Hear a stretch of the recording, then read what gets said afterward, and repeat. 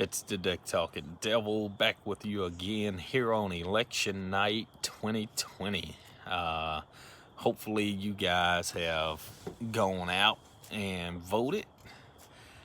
What's your opinion on voting? Because I kind of get from, it's a couple of schools of thought out there. You get a school of thought that says, I don't agree with voting for the lesser two evils. Neither candidate or party is honest or trustworthy, so why should I vote?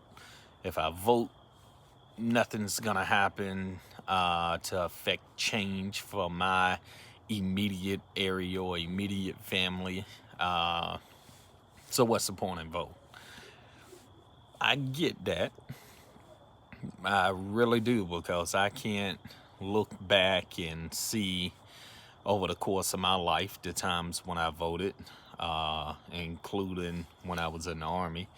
I can't look back and say that, yeah, voting for this particular candidate changed anything in my life.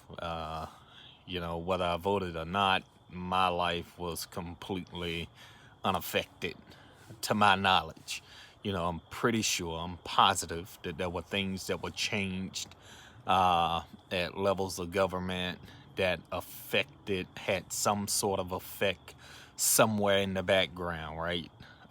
Some of those policies and things took place and things changed, and maybe I was just not aware of the changes. But if things change so subtly that it's not enough to even register on the scale to even warrant my attention, then what's the change significant or relevant for me?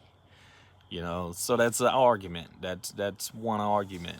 Then you get the camp that says, well, our ancestors bled, our ancestors marched, they protested, they had sit-ins, they were beaten, they were jailed,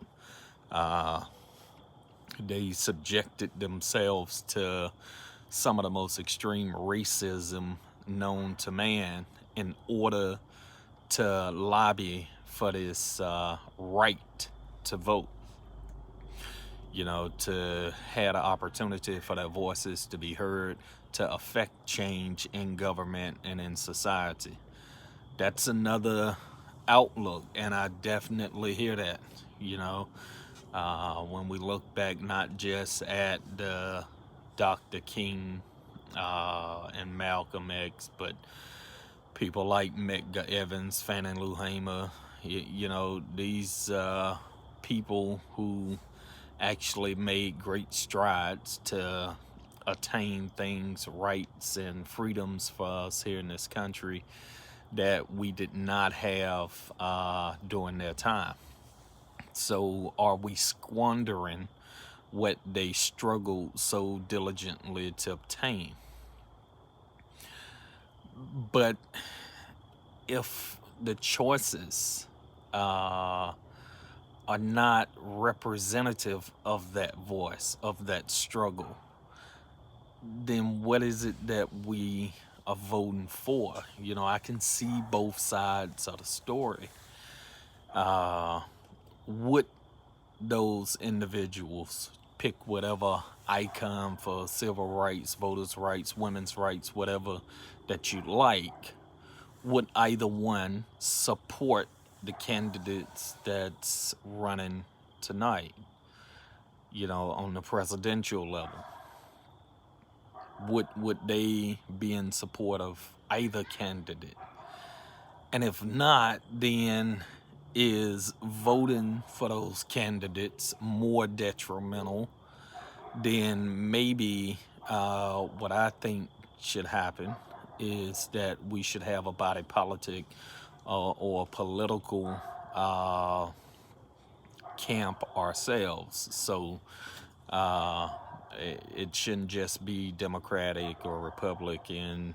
I think we should have, if you want to call it a minority camp, then call it that. But that should be something ourselves, and we vote for a candidate that we think best represents our interests, and you know fights for us, for things that will effectively cause change for us. So I don't know.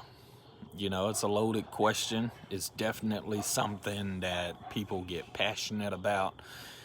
And, you can go through and do your own research and everything, but there's nothing that's going to give you an answer there. This is a choice. This is something you have to choose to do or not to do. And I just hope whatever decision you make is a decision based on evidence and research that have influenced your choice, and that you act according to the evidence. That's all I ask. All right, so if the evidence of your research leads you to believe that not voting is the best thing for you, then by all means, don't vote. And on the flip side, if your evidence leads you to believe that voting is the best way to effectively change the situation, then vote. I just wanted to check in with you guys and see where everybody's minds were on this election night.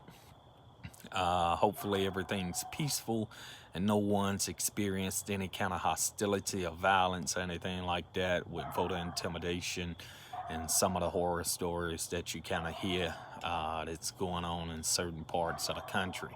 As you guys know, I'm in the South, down in Alabama, so yeah, you hear some stuff in certain areas, but they know where to try it, and they know where not to try it. So believe me, the dogs only bark when they're around their own kind.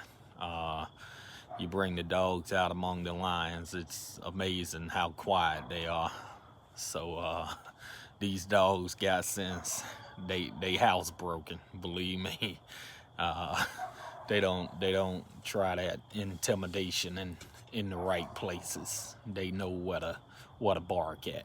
So hey, I guess I may get back on here after we see some tallying and everything, try to see some outcomes. I know we'll be getting some numbers in late, like Pennsylvania seems to be a hotbed for discussion, and some possible twists and turns in the results with the mail-in ballots. I think about 600,000 mail-in ballots that were not mailed in, or still in the mail maybe, or whatever.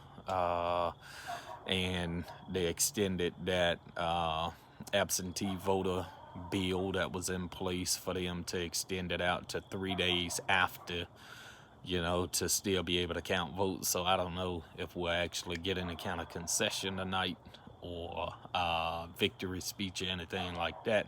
Not sure how conclusive it'll be, but hey, we'll buckle up and see what happens. This is 2020. I'm expecting a lot of drama and a lot of chaos.